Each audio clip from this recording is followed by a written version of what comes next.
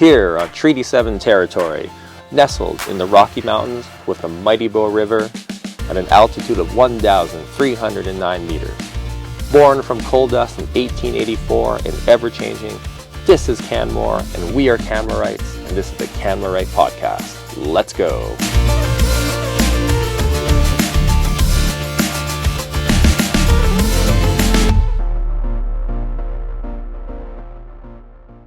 Hey guys, it's me, Jeff, from the Canmore Arts podcast. I've been coming off of the summer hiatus, recorded a podcast yesterday with my friend, Counselor Graham, and today I'm sitting here with renowned Canmore local artist, Wanda Ellerbeck. Wanda, how are you doing today? Doing well today. It's a beautiful day. Okay, well, Wanda, one of the things I've been away and just coming back, and one of the great things is the art community here. And my daughter and I went up to see your new show up at Elevation Gallery yesterday, and it was so amazing. Tell us a little bit about the process of your show here. Well, thank you for coming and seeing the show. Yeah. Having the show is a result of about, 4.5 to 5 months of work. 5 months of work, because how many paintings were there? Because there was a body of work that was impressive. There's a body of work there, and there were altogether, I think, 12 paintings. One of them didn't make it because I didn't finish it. But when I say work, it doesn't mean I was just painting for all those months on that. There's preliminary stuff that you do as an artist. My process involves a lot of thinking about what I mean by what I'm doing, and then I start to paint.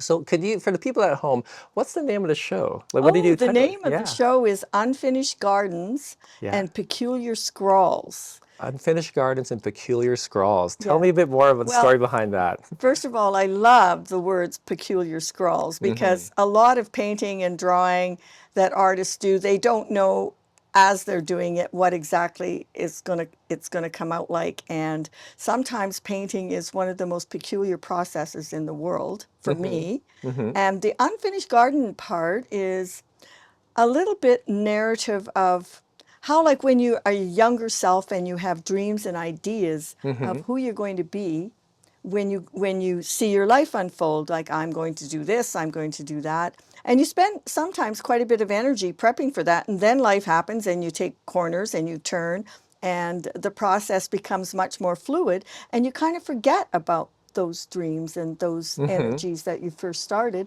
And so unfinished gardens are those. They're those beginning dreams and inspirations and that you carry with you. My point is that they don't leave you. Right. They come back around if you open the door.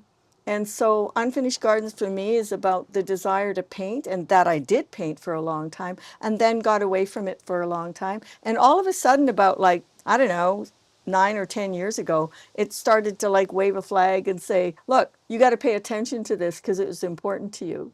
Because you've had quite a long meandering artistic journey, right? Because I'm under the impression you were born in Calgary. I was born in Calgary. Yeah.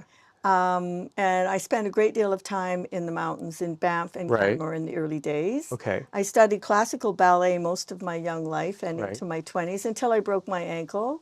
And that was a life-changing event, which is what I'm talking about. Okay. Yeah. So that dance piece hasn't reemerged yet as dance, but I think it has fed into my entire 40 years of making art. Yeah, because you were in the Maritimes for some period of time too. I went to Nova Scotia to finish my education. I did an MFA at the Nova Scotia College of Art and Design. And then I taught for about 6 or 7 years after that, both there and in Calgary and Edmonton. So I was called, it was like a sessional instructor. There were no full-time jobs at that time available. And then I met Tim.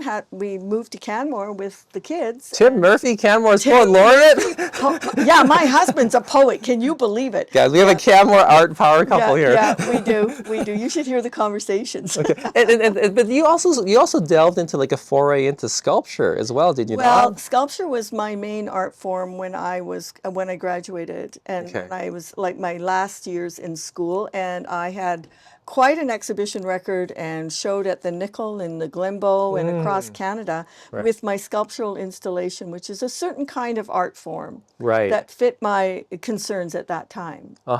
And because it takes, you know, you have to make a living, you move to Canmore, you get a house, you know the Sure. story. Even back then, I'm sure it was like not easy to Oh, make a no, go. no, no, no, not at all. But without the teaching jobs lining up, I had to start doing something else. And what I knew to do was sculpture and to make things with my hands.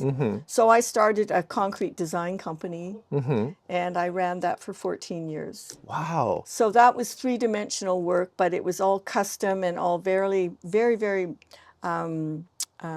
finely tuned architectural pieces Right. that I did. Yeah. And then the pull towards painting, you said that Well, started this is about. so when 2008 happened, where Yeah. the sort of construction market took a nosedive along with many other things, Mm-hmm. it was another life-changing moment. Right. And I went back to teaching.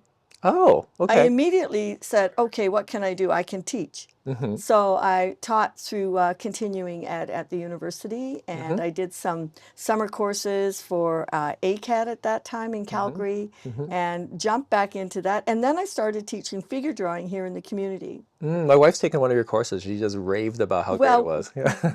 we just have such a good time in that class. This And this is the arts place. at Arts Place, my favorite place. Arts Okay. Place is one of my Yeah. favorite places in Canmore. Yeah, I've been teaching there for 10 years, for as long as Okay. they've been open.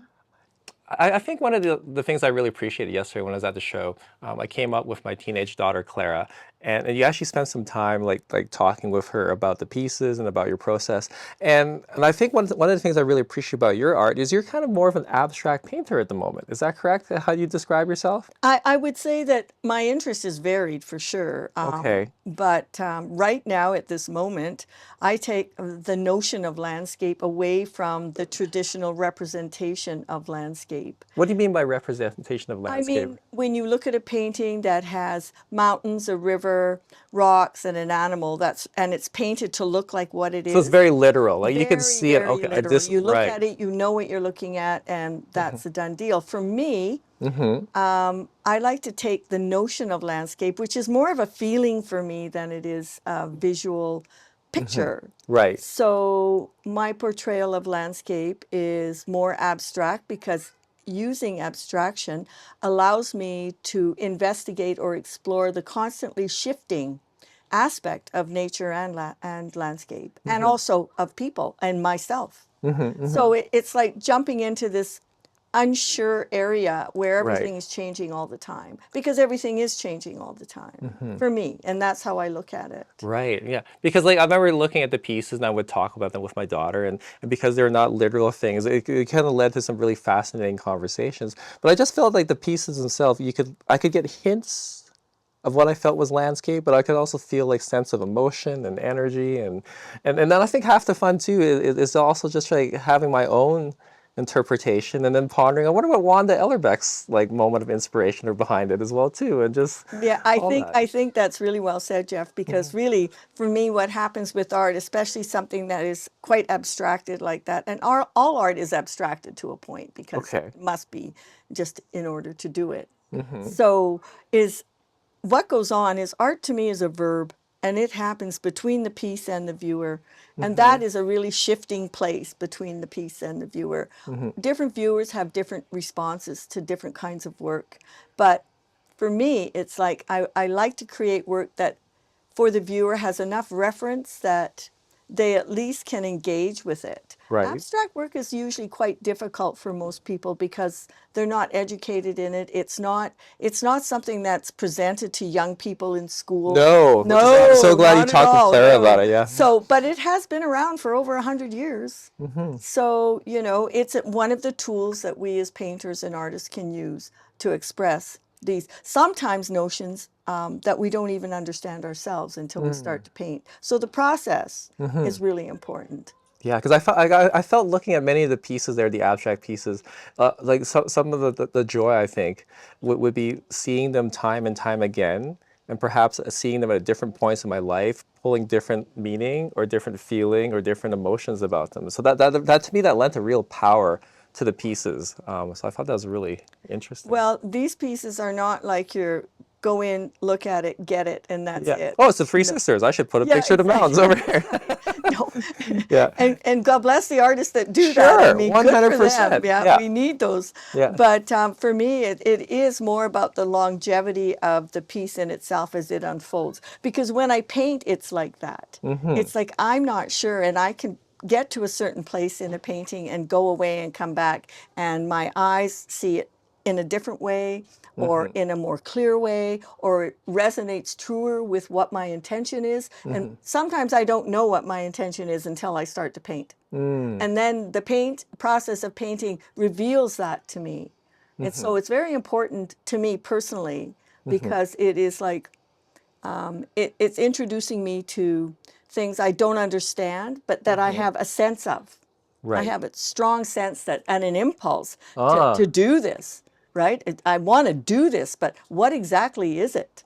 Right. So I don't start with like a rigid concept. And even the title did not come first Right. with these paintings. I started to work, and then I realized as I worked that, wow, these are like gardens. And then I realized that, wow, every painting is like an unfinished garden, because it takes you to the next one. And and you're actually never done. You just stop working on them. Right. Right. That's gonna be the hard part. Hey, just knowing when to pull the plug. Oh boy, oh boy. Yeah, you nailed it. More artists talk about that point in Right. painting. When do you stop? Yeah. Right. Not when is it finished. It's when do you When do you stop? stop? Yeah. Okay. So I know before we started, if you wanted to talk a bunch about the art community here within the Bow Valley, because it's near and dear to your heart, tell me more about your thoughts and perspectives and Well, about the art community here, or whatever it is you wanted to say Okay, so about I that. think that Elevation Gallery, which has been in Canmore now for I think it's like 25 or But 26 it was on years. Main Street before. It was on Main Street. When it first started, it was on Main Street, on the main drag. No, Yeah. it was up in a building on the second floor. Okay. And it's funny because I started teaching in that space because Cheryl Baxter just was so generous with all the community at that time, and including people and helping artists get started. So she actually said, if you want to teach, you can use this space. So I did. But then, because the business was growing and there were more and more artists in Canmore, she moved to Main Street Yep. and had that gallery for a long time. That was actually previous to me actually jumping into painting. I Right. did not paint at that time. Okay. And then from there, she moved upstairs Yep. from the main, still on the Main Street. And during that time, I started to do two-dimensional work as opposed to sculpture. And then, like, she's now out at Three Sisters in Durgas Gate. Durgas Gate. Yep. And it's a great space, and she is so supportive of the artists that work in her gallery and that she shows. Yeah, like I remember like hearing when Elevation Gallery moved, because typically, the nexus of like all the art galleries is right on Main Street. That's right. But having seen a couple shows and pieces of work up at the Three Sisters Gallery, way up on Durgas Lake, it is a really beautiful space. Oh my gosh, I actually think it's like the nicest gallery space we have in Canmore at the moment, and totally worth stopping by for a visit, because there's all these little pockets and there's multiple things going on, and you go around the rooms and and it's just. I feel Cheryl's done a really fantastic job reimagining that space, and it is really quite an impressive gallery. I think so too. And also, she is one of the people in Canmore who show what I would consider contemporary art. Okay. So she doesn't have like hard lines about what that is. She shows like a lot of different kinds of art, but it is contemporary, and the artists that show there are, they're very committed to their work. It's not a hobby. It's something that they take very seriously in their lives. Yeah. And you can tell when you go Oh, there. something called, yeah, like Yeah. when we were there Yeah. yesterday, like we saw your show, but I was looking around some of the Yeah. other pieces, and the quality of work across the board. For example, like Alva Gallagher's work, and she's done Yes. the sculpture on Main Street right now. Exactly, yeah. And Pascal Ouellette has some pieces as well, Yeah. and that's just a couple of them. Chrissy Yeah. Nickerson has some stuff. It was just It goes on and on. Yeah. Yeah, it's good. Yeah, and I think that we as artists need a place like that in Canmore. And she's offered that, and it's where it's very beneficial. What do you think some are the biggest challenges facing the art community within Canmore? Because I know we have a lot of great things going you know for what? it. I'm but- going to be honest. It's space, which is everybody's challenge in Right. Canmore. Like what do you mean by space? I Like mean, space to studio work? space. Yeah. I mean, space like you know, like there's more and more art in Canmore all the time. There's more and Right. more artists, and there's more artists who want to do things in Canmore. Yeah. And I mean, Arts Place is maxed. Like it uses Yes. all its space to its maximum. And so I really think that space is really important. Also, I mean, the breadth of art that's being made here.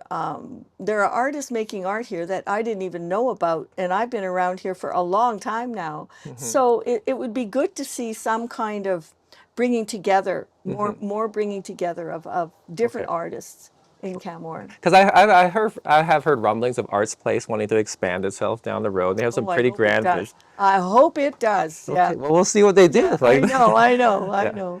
The other thing too, because like working on council, one of my biggest things is like concerns with livability and housing. And I kind of think back to a lot of the artists I know here in the Bow Valley. They established themselves in Canmore. Many of them many decades ago, when probably like the cost of living, the ability to get set up, getting into housing was probably like night and day compared to Compared the, to today, yeah. I would say. Yeah, and so for myself, I think that's one of the things that steadily drives me on council and why I'm running for another term is that, you know, sometimes I think the artists are what made this place amazing as it transitioned from a mining town, but the artists could also be the canary in the coal mine. If we're like seeing younger artists, people that are trying to hone their craft, having to pick up stakes and go somewhere else, I would feel that would be like a step backwards for Canmore. Yeah, Yeah. I think you're right. There are some very good young artists in Canmore. Some of them homegrown, meaning Yeah. that they're from here and they know the history of this place, and it would be great to keep them. Yeah. I mean, I want them to grow their careers as well For because sure. that's really important. Yeah. But I think artists are a bit like an archives in some ways. If you go back and look at the history of the art that's been made in Canmore, Yep. and you go back to, I mean, it really is archival when you walk through this artist, Alice Saltiel, Alice Marshall, and there's many. And you go back and you can see how that work evolved into such a strong art community. They were fundamental in establishing the art community. And I think that art community picked up on the changes that were happening in the 80s in Canmore Yeah. and just ran with it. Wow. Yeah. Yeah. And so you've been doing art for 40 years, At and least. at least, yeah, like you're probably just born an artist. It's like it's in your DNA. And so for yourself, where do you see the next arc of your career, or is that the sort of thing where you're not sure, or? You know, it's funny because I don't even think in those kinds of terms. Okay. I mean, right now I'm just thrilled to see how beautiful my paintings look at the gallery. I mean, it's overwhelming to actually see that when you've been looking at them in your tiny little studio. And Right, and wondering you're what like they in look there. and you're in it. You're Yes. not anywhere else. But going forward for me, it will always be a question of including teaching. Okay. But for painting, it's been simmering for about a year, another body of work I want to do. Oh, really? Oh, really? Have you Yeah. started any of that stuff? I've got sketches. See, that's what I'm talking about. A body of work doesn't start on like the minute you get into a studio. It emerges for me slowly over time, and it's built of concerns that maybe take years to develop because I didn't even know I had those concerns or those perspectives or Right. so it's about paying attention to that little voice that's saying, look, you have to pay attention to this in yourself and then allowing that to just develop. Okay. So paintings and some small sculptures. Isn't that Oh, you're what- getting back into sculpture isn't again. that, see, that's what I Okay. mean. Like for some reason I was riding on my bike ride today and I'm thinking about how I wanted to like deal with like some three-dimensional wall pieces and what was it about already, and and I have no idea yet, but the urge to do it is there, and that's all you really need is the impulse to do it, and then you need to start. And when Okay. you start, then it all happens. And so the show, Yes. what are the dates? Because I know we just started yesterday, and so I think it's up for about 2.5 weeks. okay, 2.5 weeks. So Yeah. today is August 24th. We got Yeah. about 2.5 weeks. So into September. Yeah, and that is at the Elevation Gallery. Elevation Gallery, Three Sisters Concourse. Exactly. And people do not need to go by appointment. You can show No, you up can and just check show it up. out. It's always the people that work there are fantastic. Everybody will show you around, and Yeah. it's very casual. It's very casual. It's not Yeah. threatening. That's right. And I would totally recommend people that maybe if you've been a little more exposed to more of like the the literal art forms that we've seen in the Bow Valley. Maybe some that are a little more commercial, more easy to grasp. Check out some of these pieces. These abstract pieces are very, very fascinating.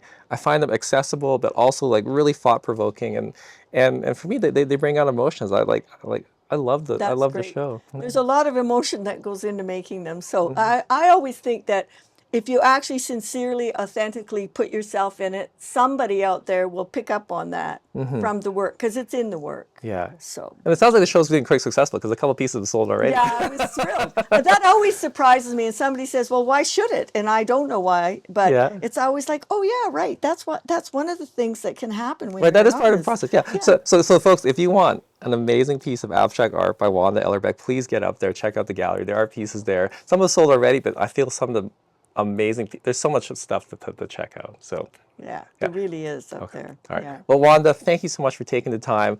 I really have such an appreciation for you and what you do and how you see the world and how you have time for like people and my daughter, et cetera. And I just wanted to wish you all the best. Well, thank you, Jeff, and thank you for doing this, and thanks for dropping by and having this conversation.